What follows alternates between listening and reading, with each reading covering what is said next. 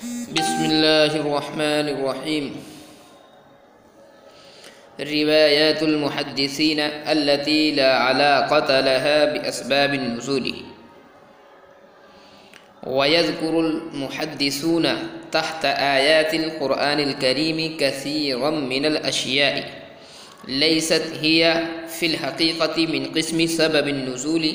مثل استشهاد الصحابة رضي الله عنهم في مناظراتهم بآية أو تمثلهم بها أو تلاوته صلى الله عليه وسلم آية للاستشهاد في كلامه الشريف، أو رواية حديث يوافق الآية في أصل الغرض، أو تعيين موضع النزول، أو تعيين أسماء المذكورين في الآية بطريق الإبهام، أو بيان طريق التلفظ بكلمة قرآنية، أو فضل سور وآيات من القرآن، أو بيان طريقة امتثاله صلى الله عليه وسلم بأمر من أوامر القرآن الكريم. فليس شيء من هذا في الحقيقة من أسباب النزول، وليس من شروط المفسر الإحاطة بها. روایات المحدثین، محدثین کی وہ روایات التي لا علاقة لها بأسباب النزول، جن کا کوئی تعلق نہیں، لا علاقة لها، جن کا کوئی تعلق نہیں ہے اسباب نزول کے ساتھ۔ وَيَذْكُرُ الْمُحَدِّثُونَ، محدثین قرآن کریم کی آیتوں کے تحت آیات القرآن الکریم، قرآن کریم کی آیتوں کے تحت ذکر کرتے ہیں کثیرا من الاشیاء، بہت سی چیزوں کا۔ وَيَذْكُرُ الْمُحَدِّثُونَ تحت آیات القرآن الکریم کثیرا من الاشیاء، محدثین قرآن کریم کی آیتوں کے تحت بہت سی چیزوں کا ذکر کرتے ہیں، لیست ہی فی الحقیقت من قسم سبب النزول، وہ چیزیں حقیقت میں اسباب نزول کے قبیل سے نہیں ہوتی، لیست ہی نہیں ہوتی ہیں وہ چیزیں حقیقت میں اسباب نزول کے قبیل سے، مثل جیسے استشہاد الصحابۃ رضی اللہ عنہم فی مناظراتہم بآیہ، صحابہ کرام کا استدلال کرنا فی مناظراتہم اپنے مذاکروں میں، بآیتن کسی آیت کے ذریعے سے، اور تمثلہم بہا، یا صحابہ کرام کا کسی آیت کو نظیر بنانا، مثال بنانا، او تلاوتہ صلی اللہ علیہ وسلم آیتن، یا نبی کریم صلی اللہ علیہ وسلم کا کسی آیت کو تلاوت کرنا، للاستشہاد فی کلامہ الشریف، استدلال کرنے کے لیے، فی کلامہ الشریف، قرآن کریم کی کسی آیت میں، اپنے کلام مبارک میں۔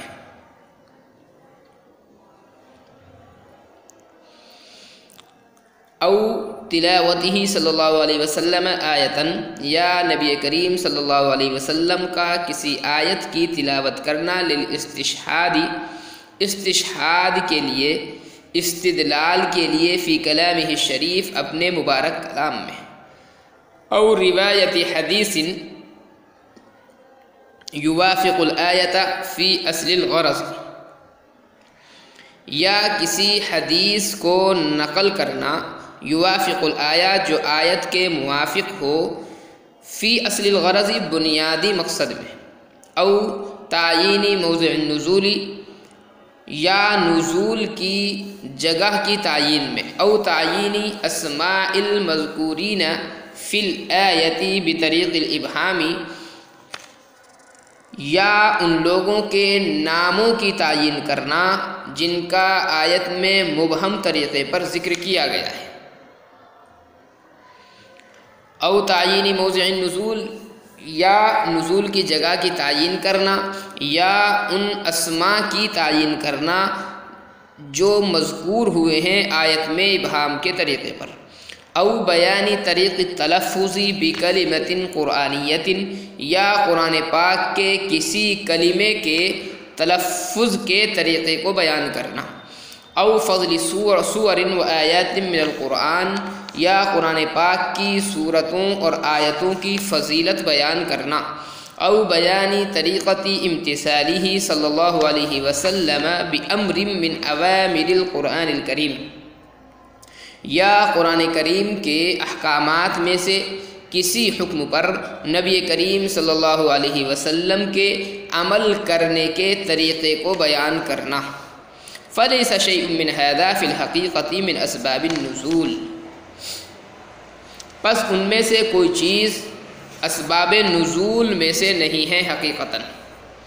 فلیس شیء من ھذا، نہیں ہے کوئی چیز ان میں سے حقیقت میں اسباب نزول میں سے۔ ولیس من شروط المفسر الاحاطۃ بها، اور ان چیزوں کا احاطہ کرنا مفسر کی شرائط میں سے نہیں ہے۔ شاہ صاحب رحمۃ اللہ علیہ نے یہ جو عبارت ذکر کی ہے، ما قبل میں جو بیان چل رہا تھا اسباب نزول کے تعلق سے، اسی سے منسلک یہ عبارت ہے، مربوط یہ عبارت ہے۔ فرماتے ہیں کہ محدثین جو ہیں تفسیر کی کتابوں میں بسا اوقات قرآن کریم کی آیت کے تحت میں اس کے ذیل میں کچھ روایات ذکر کرتے ہیں، اور وہ روایتیں ایسی ہوتی ہیں جن کا اسباب نزول سے حقیقت میں کوئی تعلق نہیں ہوتا۔ اس کی چند مثالیں مصنف رحمۃ اللہ علیہ نے ذکر کی ہیں۔ نمبر 1، مثل استشہاد الصحابۃ رضی اللہ عنہم فی مناظراتہم بآیہ، فرماتے ہیں کہ وہ روایات صحابہ کرام رضی اللہ عنہم اجمعین کے درمیان کسی مسئلے کو لے کر، کسی بات کو لے کر باہمی مذاکرہ چل رہا ہو، اور کسی صحابی نے کسی آیت سے استدلال کر لیا، یا بطور مثال کے کوئی آیت وہاں پر ذکر کر دی ہو، تو ان صحابی کا اس موقع پر استدلال کے لیے کسی روایت کو پیش کر دینا، ظاہر بات ہے یہ اس آیت کا شان نزول نہیں ہوتا ہے۔ نمبر 2، او تلاوتہ صلی اللہ علیہ وسلم آیۃ للاستشہاد فی کلامہ الشریف، وہ روایات جن میں نبی کریم صلی اللہ علیہ وسلم نے کوئی آیت استدلال کے طور پر تلاوت فرمائی ہے، کوئی مسئلہ چل رہا ہے اور اس مسئلے میں استدلال کے طور پر نبی پاک صلی اللہ علیہ وسلم نے کوئی آیت تلاوت فرمائی، تو اس کا یہ مطلب نہیں ہوتا کہ یہ جو آیت ہے خاص اسی مسئلے کے متعلق نازل ہوئی ہے۔ یہ 2 طریقے ہو گئے۔ تیسرا طریقہ، او روایت حدیث یوافق الآیت فی اصل الغرض، وہ روایت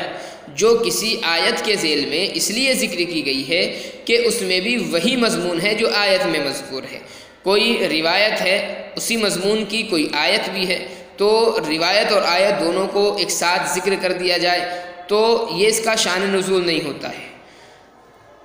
نمبر 4، وہ روایات جن میں آیت کے نزول کی جگہ کا تذکرہ آیا۔ نمبر 5، وہ روایات ہیں جن میں ان لوگوں کے ناموں کی تعیین ہو جن کو آیت میں مجمل طور پر ذکر کیا گیا ہے۔ مطلب یہ ہے کہ آیت میں کچھ تذکرہ آیا کچھ لوگوں کا اور اجمالاً ان کا تذکرہ کیا گیا ہے، پھر روایات کے تحت میں ان کا نام بنام ذکر کر دیا جائے تو یہ جو ہے اسباب نزول نہیں کہلاتا ہے۔ تو جن روایتوں میں ان لوگوں کی تعیین کی گئی ہو وہ شان نزول کی روایات نہیں کہلاتی ہیں۔ مثال کے طور پر اہل کتاب قرآن کریم میں کہیں کہا گیا اور اہل کتاب سے خاص لوگ مراد ہیں، یا کافروں سے خاص لوگ مراد لیے گئے ہوں اور کسی روایت میں ان کی پھر تعیین ہو، تو یہ جو روایات ہوں گی یہ شان نزول کی روایات، ان کو نہیں کہا جائے گا۔ اسی طریقے سے او بیانی طریق تلفظ بکلمۃ قرآنیہ،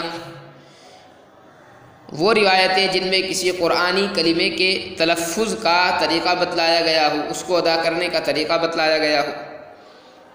او فضل سور و آیات من القرآن، وہ روایات جن میں کسی آیت یا سورت کی فضیلت ذکر کی گئی ہو، او بیانی طریقت امتثالہ صلی اللہ علیہ وسلم، ایسی روایات جن میں نبی پاک صلی اللہ علیہ وسلم کے کسی خاص حکم پر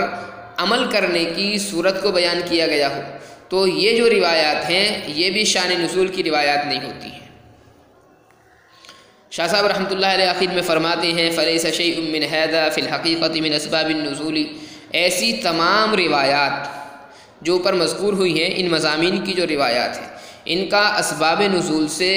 نہ تو کوئی تعلق ہے اور نہ مفسر کے لیے ان کا احاطہ کرنا یہ شرط ہے۔ مفسر یہ روایات اگر جانتا ہے تو بہت اچھی بات ہے، اور اگر مفسرین ایسی روایات کو نہیں جانتے ہیں، تفسیر کرنے والا ایسی روایتوں سے واقف نہیں ہے، تب بھی کوئی حرج کی بات نہیں۔